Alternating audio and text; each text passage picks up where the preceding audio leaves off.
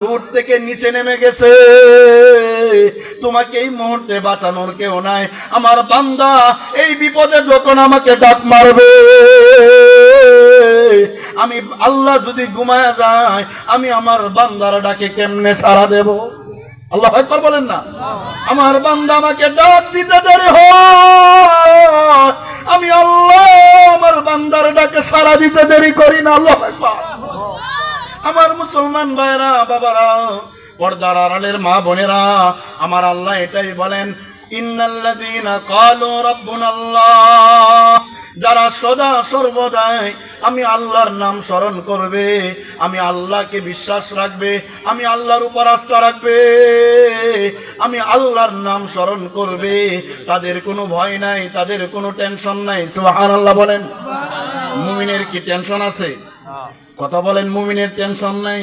জেলখানাও গিয়ে টেনশন করে না, ফাঁসির দড়ির সামনে দাঁড়ায়ও টেনশন করে না, কামানের সামনে দাঁড়ায়ও টেনশন করে না, অভাবে পড়লেও টেনশন করে না, ঘরে যদি খাবার না থাকে তবু টেনশন করে না। ঠিক না বেঠিক বলেন?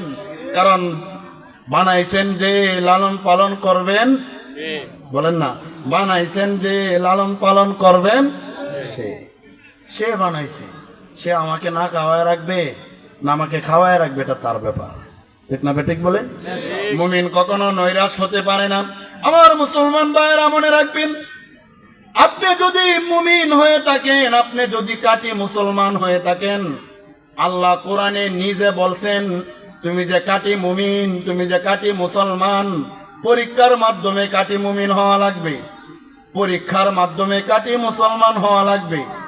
তোমার জীবনে কোনো কষ্ট নাই, মনে করবা তোমার ইমানে সমস্যা, তোমার জীবনে কোনো বিপদ নাই, মনে রাখবা ইমানে সমস্যা।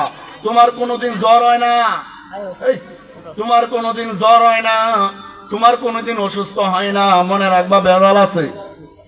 কথা বলেন না কেন? আমার কথা নয়, কোরআনের কথা। আল্লাহ বলেন, ওয়ালানাবলুওয়ান্নাকুম বিশাইইম মিনাল খাউফি ওয়াল জুই ওয়া নাকসিম মিনাল আমওয়াল ওয়াল আনফুসি ওয়াস সামারাত ওয়া বাশশিরিস সাবিরিন। আল্লাহু আকবার বলেন।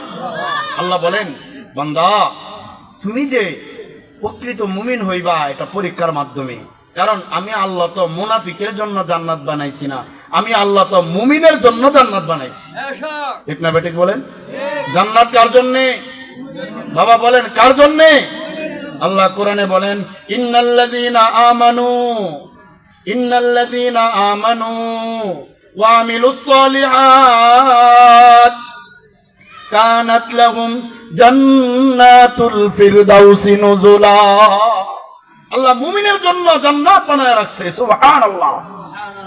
এজন্য আপনি যদি প্রকৃত মুমিন হতে চান, আপনার জীবনে কষ্ট আসবেই, আপনার জীবনে বিপদ আসবেই, আপনার ঘরে অভাব আসবেই, আপনার বিপদ আসবেই, আপনি সমস্যার সম্মুখীন হবেনই। আপনাকে দেখে কাফের বেঈমানরা একটু ঝলাঝলি করবেই, আপনাকে দেখে বাতিল শক্তি একটু মাথা গরম করবে, কারণ আপনি মুমিন। আর মুমিনকে দেখলে বেঈমানের গা জ্বলবে, এটাই বাস্তব। আর মুমিন যারা কষ্টের বিনিময়ে তারা মুমিন হয়, কষ্টের বিনিময়ে জান্নাত পায়। কষ্ট ছাড়া মুমিন হওয়া যায় না, কষ্ট ছাড়া জান্নাত হাসিল করা যায় না। আল্লাহু আকবার। কষ্ট ছাড়া জান্নাত হাসিল করা যায় না। আমার মুসলমান ভাইরা, এই জন্য সমস্ত নবী রাসূলদেরকে আল্লাহ কষ্ট দিয়েছেন। সমস্ত নবীরা কষ্ট করেছে, সমস্ত রাসূলরা কষ্ট করেছে, না করে নাই? বলেন, একটু জবাব দেন, করেন কি করেন নাই? বাবার একটু এদিকে তাকান। সমস্ত নবী রাসূলরাই কষ্ট করেছে, কষ্টের বিনিময়ে তারা দামি হয়েছে। এমনকি নবীর সাহাবা কেরাম যারা ছিল, সাহাবায়ে কেরাম তারাও কষ্ট করেছে। আবু বকর রাদিয়াল্লাহু তাআলা কম কষ্ট করেন নাই, হযরত উমর কম কষ্ট করেন নাই, হযরত উসমান কম কষ্ট করেন নাই, হযরত আলী কম কষ্ট করেন নাই। নবীজির 100 লক্ষ সাহাবী সবাই কষ্ট করেছে। ঠিক না ঠিক বলেন? এমনকি নবীর পরিবারের কলিজার টুকরা মেয়ে জনাবে ফাতেমা রাদিয়াল্লাহু তাআলা আনহা হযরত ফাতেমা জান্নাতের সার্টিফিকেট প্রাপ্ত মহিলা, নবীজির কলিজার টুকরা মেয়ে। নবীজি নিজে ঘোষণা দিয়েছে জান্নাতি মহিলাদের সর্দার। আল্লাহু আকবার বলেন। জান্নাতি মহিলাদের সর্দার হযরত ফাতেমা। উনিও কম কষ্ট করেন নাই, অনেক কষ্ট করেছেন। এমনও দিন গেছে সারাদিন ঘরের চুলার মধ্যে আগুন ধরে নাই, একদিন, 2 দিন, 3 দিন হয়ে যায়। ফাতেমার ঘরে খাবারের মতো কিচ্ছু নাই, ঘরের চুলায় আগুন ধরে না। ফাতেমার কলিজার টুকরা 2টা ছেলে হাসান হুসাইন, যারা নবীজির কলিজার টুকরা ছিল, নবীজি যাদের ব্যাপারে ঘোষণা দিয়েছে তারা হলো জান্নাতের যুবকদের সর্দার। নবীজি দুনিয়ার থাকতেই যাদেরকে জান্নাতের ঘোষণা দিয়েছে, আমার মুসলমান ভাই গো, একটু মনটা দিয়া বুঝেন তাদের ঘরে কত কষ্ট। হযরত ফাতেমা রাদিয়াল্লাহু তাআলা আনহা একদিন উনার ঘরে, হযরত ফাতেমা রাদিয়াল্লাহু তাআলা আনহা উনার ঘরে তার সন্তানদেরকে অর্থাৎ হাসান এবং হুসাইনকে সান্ত্বনা দেওয়ার জন্য চুলার মধ্যে এরকম গরম পানি গরম করতেছে, পানি জাল দিতেছে, খাবার মতো কিচ্ছু নাই।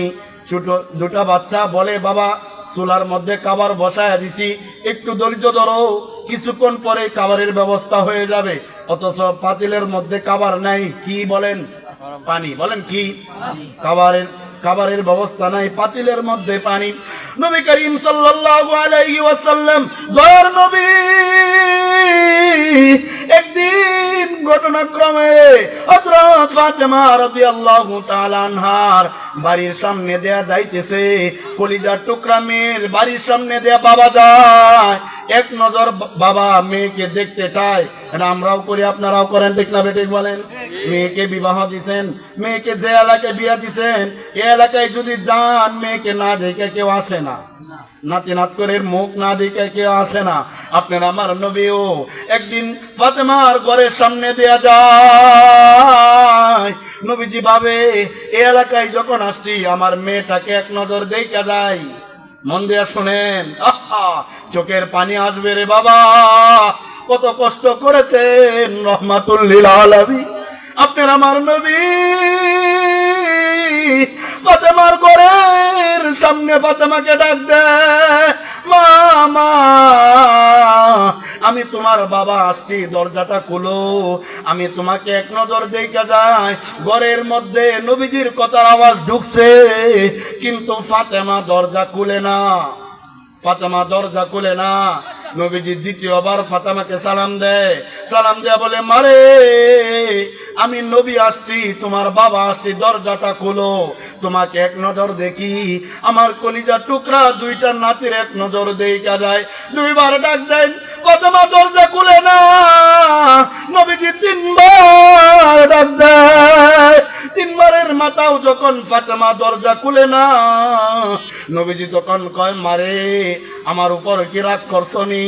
3টা ডাক দিলাম, দরজা খুললা না, তুমি কি আমার উপর গুসা করছনি? মারে তুমি তো জানো আল্লাহ আমাকে কত বড় দায়িত্ব দিয়েছে, আল্লাহ আমাকে নবী বানায় পাঠাইছে, এই জন্য আমি আল্লাহর হুকুম পালন করার জন্য তোমার কুচ খবরটা ভালোভাবে নিতে পারি না, যতটুক দেখার এতটুক দেখতে পারি না, সময় মতো তোমার কুচ খবর নিতে পারি না। মা রাগ করিস না, রাগ করিস না, দরজাটা খোল, একটা নজর দেখি। এই মুহূর্তে ফাতেমা